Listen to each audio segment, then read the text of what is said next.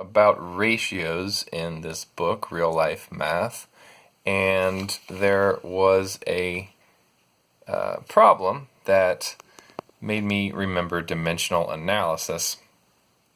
And the problem in the book, it's not presented as a dimensional analysis problem, but it lends itself very well to this problem-solving tool that I thought was pretty mind-blowing when I found out about it. So to introduce dimensional analysis, which basically cancels out units in the numerator and denominator the way that we would ordinarily cancel out numbers or variables in the numerator and denominator, I need to first remind you how we are able to cancel out numbers in the numerator and denominator. So let's say that we had this fraction 5 divided by 5.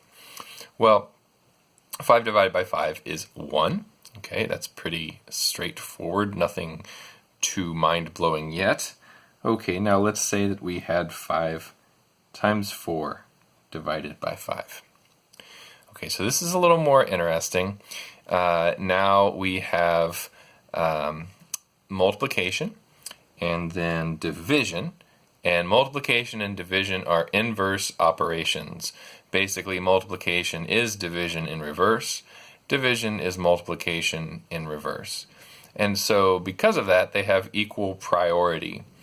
So if you have a problem that's all multiplication and division, no addition, no subtraction, it doesn't matter what order we do this in. We're going to get the same answer. We're going to get 4. Okay, so no matter how we slice this, and there's 3 different ways to slice it, we're going to end up with 4. So 5 times 4 is 20, divided by 5 is 4. 5 divided by 5 is 1, times 4 is 4. And if we wanted to do it a really silly way, we could do 4 divided by 5 is 0.8, and 0.8 times 5 is 4. So any order you do that in, 3 different ways, you end up with 4. So we want to focus on one of those ways. We want to focus on the way where we divide 5 by 5 first. Because remember, that equals 1. And so what we can do is we can actually just cross these out. When we cross them out, what we're saying is they are equivalent to 1. And because of the identity property, 1 times 4 equals 4. Now, you can do this as well with variables. So let's say that you had this rather crazy looking expression. Let's say you had x, y, z divided by yz.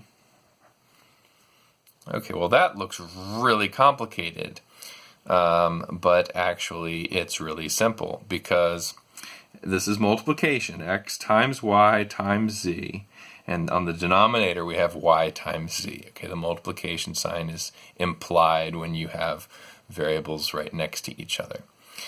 So again, everything has equal priority, and since this y is equivalent to this y, y divided by y is 1, so that just cancels out.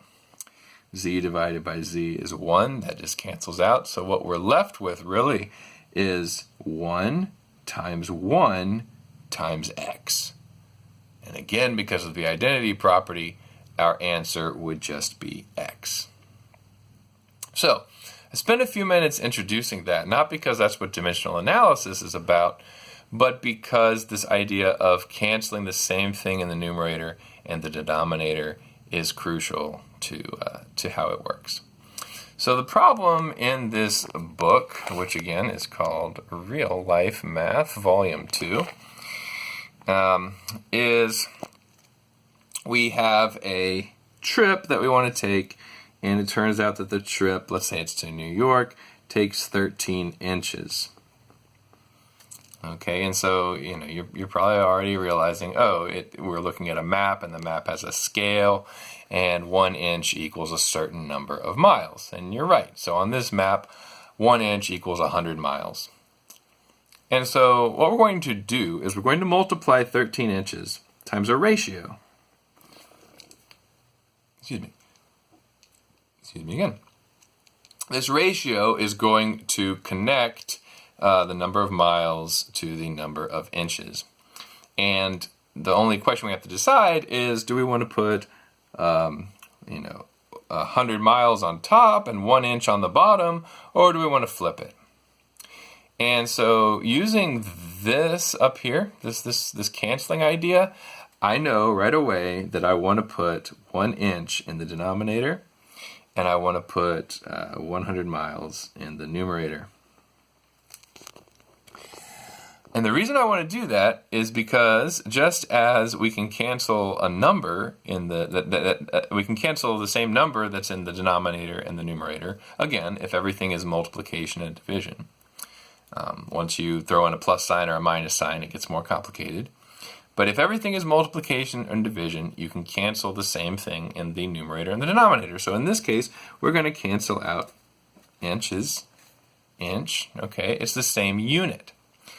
And so this should make sense. If each inch is 100 miles, and there's 13 inches, then that's 13 times 100, 1,300 miles.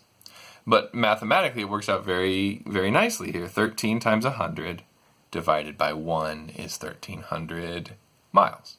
Okay, and there's our unit because we were able to cancel out this.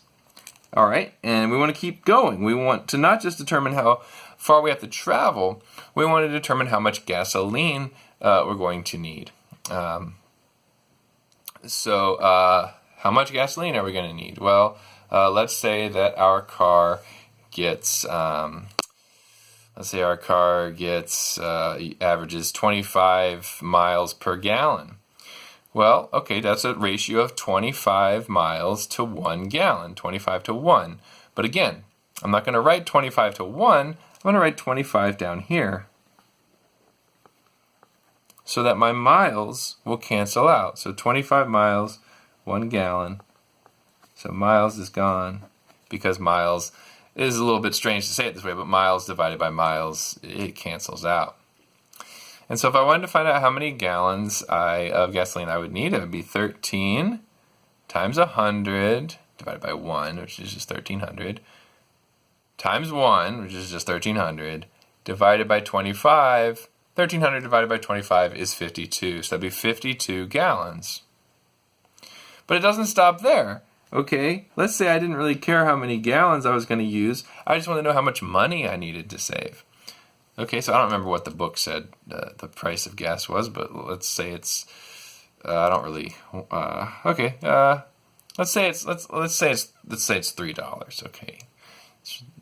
Let's say we're using premium gasoline here. So it's $3 a gallon. Okay, so is gallon going to go on the top or the bottom? Well, by now you should see that the gallon goes in the bottom. And so that our gallons will cancel out. So $3 per gallon, I said. So here's $3. Dollar is weird, like the unit is here instead of there. But this is our unit dollar. So $3 and then 1 gallon. And so again, gallon cancels out with gallon, and so we said it was 52 gallons, right? 13 times 100 divided by 25 was 52 gallons times $3, and 52 times 3 is 50 times 3 is 150, and then the 3 times the 2 is 6, so $156. So it's going to cost $156. Then in there, $156. And again, this is called dimensional analysis, where we use this same rule of something being multiplied in the numerator canceling out with something by itself, or just being multiplied in the denominator because it equals 1. We're able to use this same tool with units. Inches cancels inches, miles cancels miles, gallon cancels gallon, as long as they are in the opposite side of the fraction bar. And this tells us how we set up the ratio. What goes on top, what goes on the bottom. All right, that's dimensional analysis. Have fun with your ratios.